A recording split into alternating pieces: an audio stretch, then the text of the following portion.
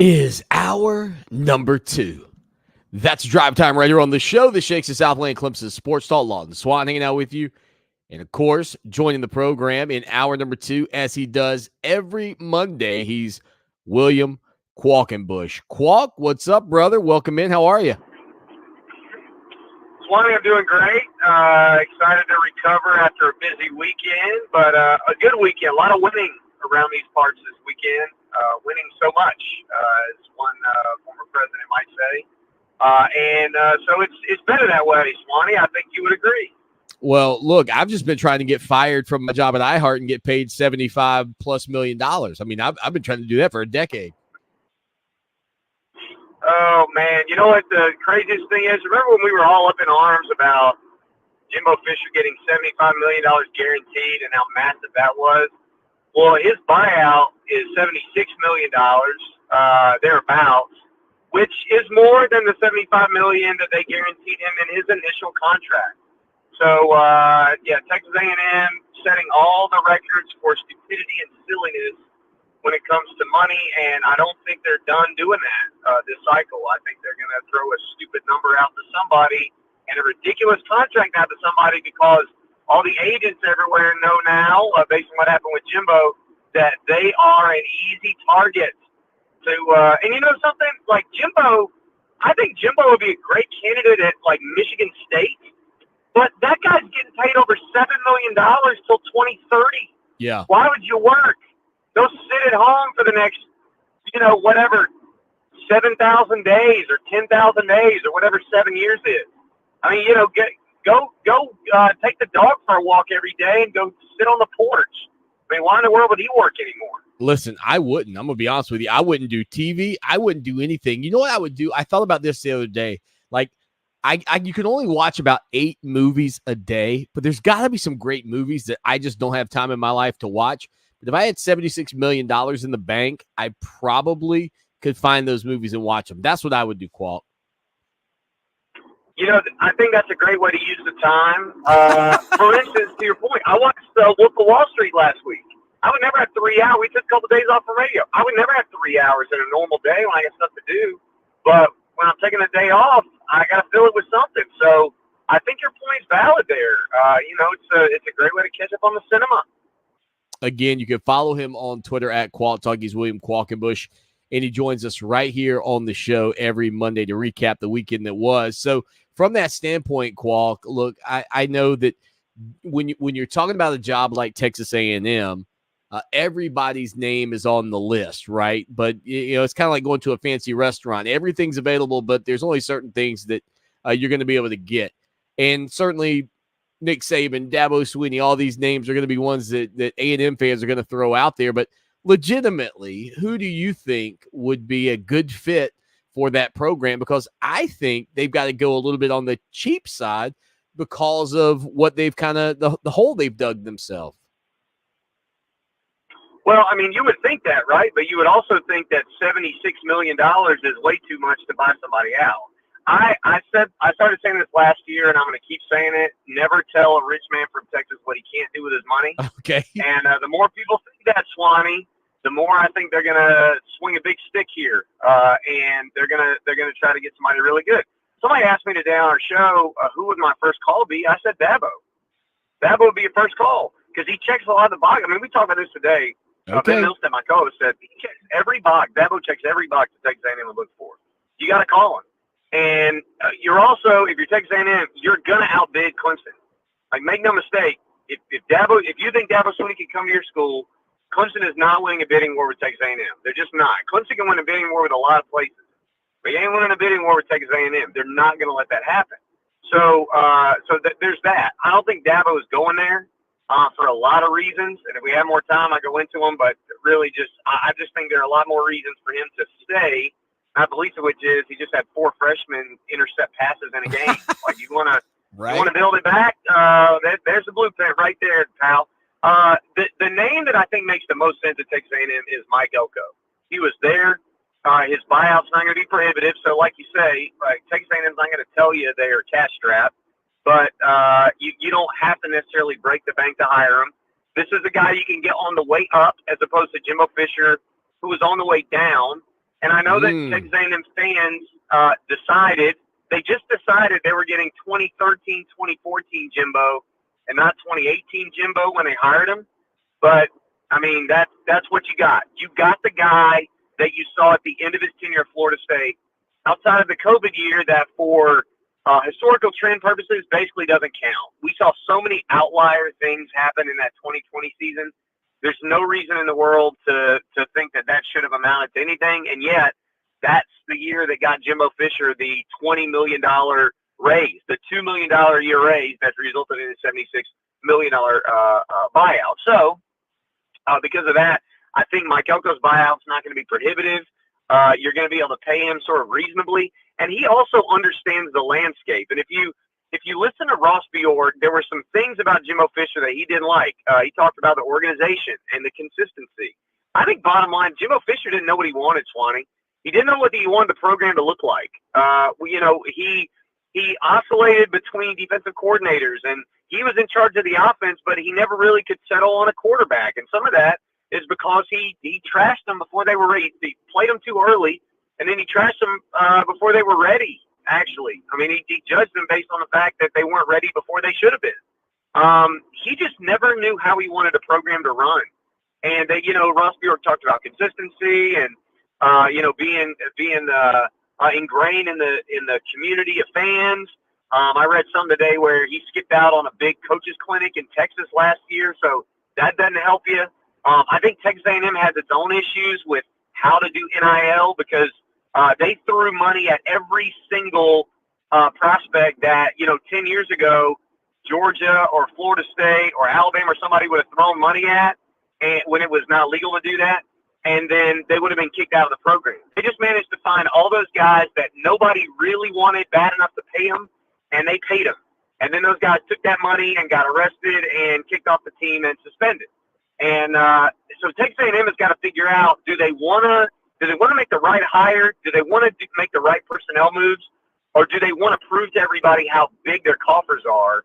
And that's not a Jimbo problem. That's a Texas A&M problem. But I think Mike Elko can fix the coaching problems because what he's done at Duke and what he's built at Duke and how he's done it, I think really appeals to Ross Bjork if he means what he says when he talks about the things that were lacking in what he saw in the Texas A&M program. Ironic you bring up former Texas A&M quarterbacks, if you will, and then Clemson going up against Haynes King, who has had a tremendous year for the Georgia Tech Yellow Jackets. Obviously, it didn't go that well against Clemson in that stout Tiger defense. You mentioned the 4 interceptions. If we shift gears just to this weekend's game, I mean, what were some of your big takeaways? I mean, my thing was this, last week when Dabo Swinney talked about you better freaking buy all the stock you can right now, I think some people just laughed it off as another one of those Dabo Swinney BYOG moments.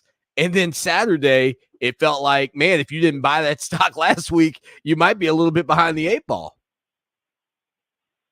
Well, I mean, we can put this in, I think, a little bit different context this week, right? Okay. Because, a lot of the focus was on Dabo, right? And so people responded to his comments about buying stock. I mean, he said on our show, you buy all the stock in Clemson and Dabo Swinney that you can. He said it in front of the TV cameras. And so people thought it was in response to the Tyler phone call and all that mess, right? Well, it might be because Dabo Swinney knew what his freshman looked like. And then he unleashed them to the world. It's time to start showing people the guys we're going to redshirt. It's time to start letting some of these guys play. If Nate Wiggins isn't going to show up on time for tutoring, we got freshmen that will. If you got sophomores, Toriana Pride's basically in special teams work right now. I hate to be harsh, but Missouri's had a good track record with Clemson transfers, Swanee. Missouri's his home state. That might be a good spot for him next year because you've got guys getting wildly pipped and or passed over by younger guys all over this football team. You've got guys like Trent Howard who are sort of holding on for dear life. Mitchell Mays gets back in there after being benched for a freshman. And it's lit a fire under some guys. I really think 2 weeks ago, Dabo Swinney was like, look, we've been kind of soft pedaling this thing because we want to make sure our freshmen are ready. Y'all old guys, y'all not getting it done. So we're going to do something else. We're going to see if these freshmen can play. And if y'all aren't ready to play, we'll see if they are. And doggone it, the freshmen have proved them right. And it's not just the true freshmen, Swanee. Dabo's a little higher than I am maybe on the sophomore class. I think the freshman class has more of that look than the sophomore class, but he's put those two together. One thing that he saw that not a lot of us saw, guys like Kyle and Griffin, redshirt freshmen all across the football team, like Kobe McLeod, for example. A guy like D. Creighton is a true freshman who hadn't gotten a lot of play. And then you get guys like DeMonte Capehart, who's finally healthy and blowing up, not a freshman or a sophomore, but a guy who's just not gotten a lot of opportunities in his career. That guy's showing out. A.J. Hoffler looks really good. I thought the best defensive line in the game on Saturday had Hoffler and Parker and Woods and Capehart. That might be your next year off a defensive line, Swanee. And then you move Colin Sadler to guard at times. You move Tristan Lee to guard at times. Suddenly you've got some options on the offensive line, too. Just an unbelievable opportunity to see some of these young players who have had a hard time getting time because Dabo Swinney defers to older guys, and maybe the older guys haven't lost those jobs yet. But, hey, you don't have an indefinite hold on those jobs. And if you're going to be a jackleg and you're going to, play poorly, you can get benched if some of these young guys play well. And I think that's the story of Saturday. Oh, and by the way, one-handed catches. One-handed catches everywhere. Great plays by guys like Olsen, Pat Henry. I mean, come on. You got old guys shaking in their boots with these freshmen and redshirt freshmen coming out of the woodwork making plays. Again, you can follow him on Twitter at Qualk Talk every day, noon until 3 o'clock, out of bounds with Qualk and Ben on 105.5 The Roar in the upstate. So, Cade Klubnik, he was 23 of 34, 205 yards, and 4 touchdowns this weekend, Qualk. And I thought it felt like one of the more quiet 4-touchdown performances that I have ever witnessed. I mean, it was bizarre to kind of see him have that kind of day. But and let me make sure I preface this the right way, right? Like, I feel like when Trevor Lawrence had a 4-touchdown performance or Deshaun Watson, I just felt like that guy was dominant. Cade Klubnik did it, and it was just, I think I put it on social media, it was just a smooth performance. Well, smooth is the word. I said today it was the smoothest the passing game has looked since the first half of the Florida State game last year. And that's maybe why the 4 touchdowns kind of will catch you off guard a little bit because, he found 4 different receivers, which is nice. None of them were huge plays. None of the drives were like easy.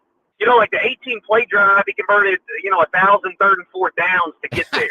But it took him making those plays. It took him finding guys. I mean, the throw to Briningstool was elite. That was a throw that he probably shouldn't have made, and he made it.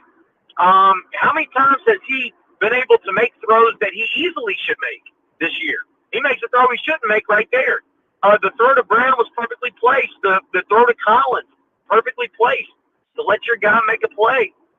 Even the ones that he missed, he's not missing by much. He's not putting the ball in jeopardy as much as he did early in the season. He's giving his guys a chance to make a play. When Georgia Tech saw zone, I'll tell you one thing that I was really impressed by. He and Bo Collins were on the same page. The way Collins found gaps in the zone, I thought it was maybe his best performance in that regard, where he wasn't beating man coverage all the time. He was having to stop in zone, make a catch, and then find as much open space, as much open grass as he could to get extra yards after the catch. I thought that was very good. And you know what? It helps when you have a run game, too. And this was the best that the Maffa and Shipley timeshare has looked all season by leaps and bounds. My goodness, how much have we – I mean, I was like a sight for sore eyes. We have been begging for this. They finally got that going, and that helps your quarterback. So I just think that you're right. The passing game was smooth, and then everybody else around Cade really helped them out. Listen, dude, timeshare, I gotta love it. That is a spectacular one for William Qualkinbush here on the program today, hanging out with us again at this Clemson Sports Talk on Fox Sports Radio 1400. All right, Qualk, this is also the time of the year. I know we got the 7:30 start for the Clemson South Carolina game, and that's certainly a big deal we can get into. But this is the time of the year where the transfer portal is going to begin to be a topic of conversation, maybe both in and out, so to speak. Right now, where would you rank your kind of concern that Clemson could have, a pretty significant movement of guys to the portal? You just mentioned Toriano Pride, not saying that you said he was going to go anywhere, but just that with the way things are shaping up, maybe he's a guy that looks to move. I mean, do you expect it to be would you say if I gave you 5, would you take the over or the under? In terms of guys going in or them getting guys out? Yes, guys going in. Sorry, I apologize. No, it's okay. I just want to make sure. I would go over that.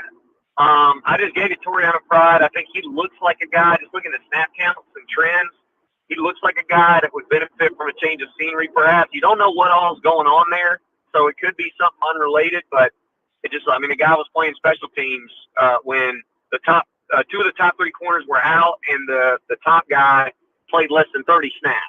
So that doesn't bode well for a non-first-year player.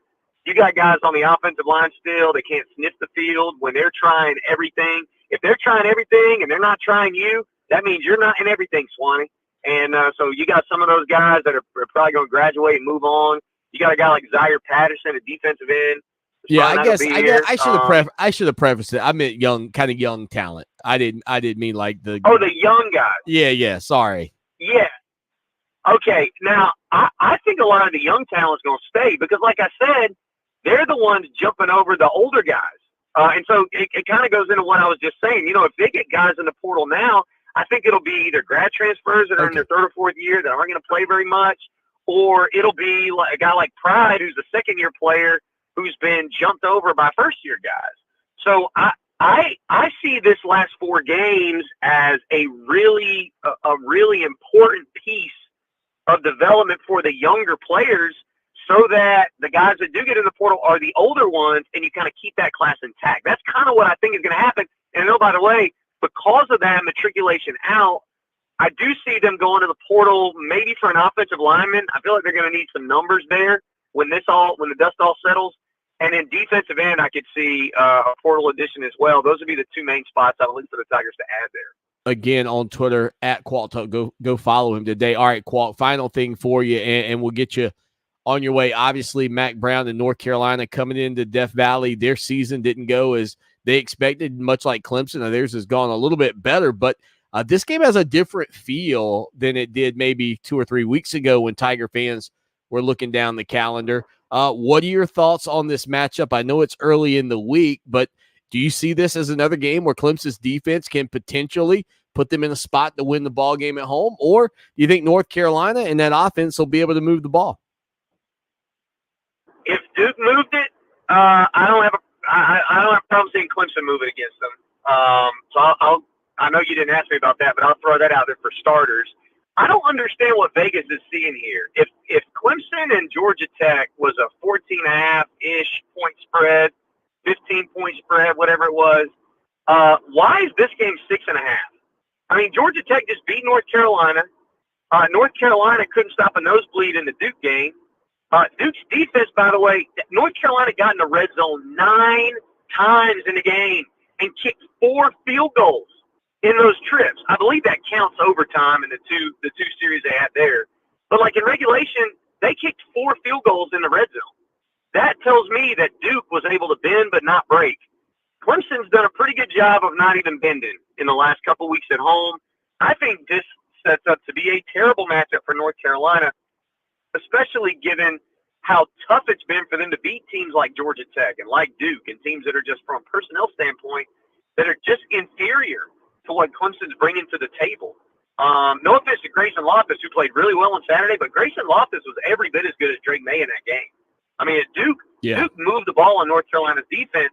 And so North Carolina, to me, if Clemson plays the way they did and they don't turn it over, I mean, stuff that we haven't been able to count on until the last couple weeks, I just don't see this game being particularly close, and it becomes about Clemson handling the, maybe the tug of the portal for a couple guys and maybe the tug of the NFL for a couple guys.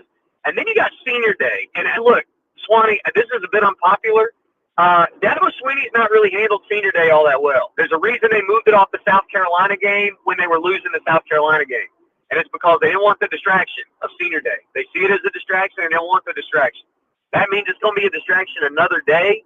And it's not been all bad, but it's been a little spotty, the track record on senior day. So the ability of the older players to handle that distraction, I think, will go a long way here too. Qualt, buddy, always appreciate you. Y'all follow him on Twitter at Qualt Talk. We'll talk to you next Monday, my man. All right.